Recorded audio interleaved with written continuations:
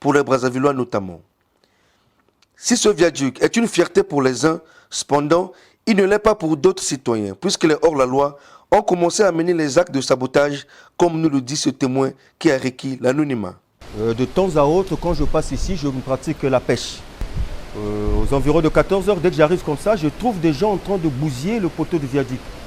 Et en le cassant avec des masses et d'autres armes, des armes blanches en train de casser le poteau de viaduc. Je me suis dit non, mais des choses comme ça ne pourraient pas se faire dans le pays. Si ces choses-là, on nous a mis ça, c'est pour notre bien. Ça pourrait nous rendre service à la langue.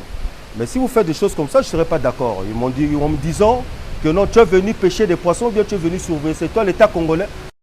Informé, le coordonnateur technique des grands travaux, Oscar Otoka, accompagné de son équipe, est descendu sur le terrain pour le constat. En effet, il se passe ici un acte de sabotage.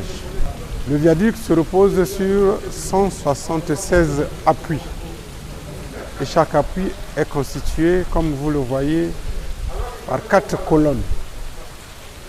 Il nous a été donné de constater que certaines colonnes connaissent le sabotage. Donc, les citoyens, les criminels, je peux dire, ils viennent casser les fûts de colonnes. À quelle fin, personne ne sait.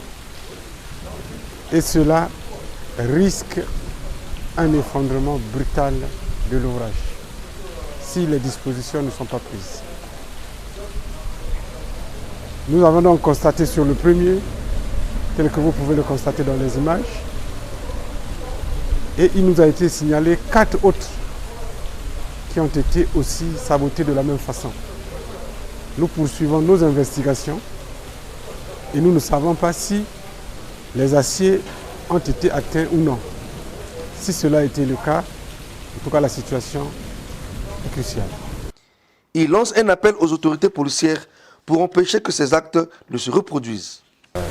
Des patrouilles devront être menées régulièrement afin d'arrêter ces bandits.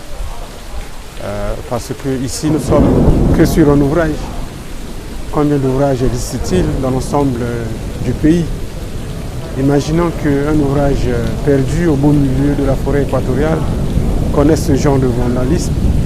Et on sait tous ce qui peut arriver à un ouvrage dont les pieux ont été éventrés, ont été sabotés. Il a été également signalé qu'après avoir creusé autour de ces poteaux, ces inciviques procèdent au remblayage pour tromper la vigilance des riverains. Aussi, ils ont emporté les graviers et caillasses qui protègent cet ouvrage contre les eaux de pluie en provenance des collines. En tout cas, si les mesures ne sont pas prises en urgence, ce viaduc pourrait être fermé à la circulation pour éviter son effondrement.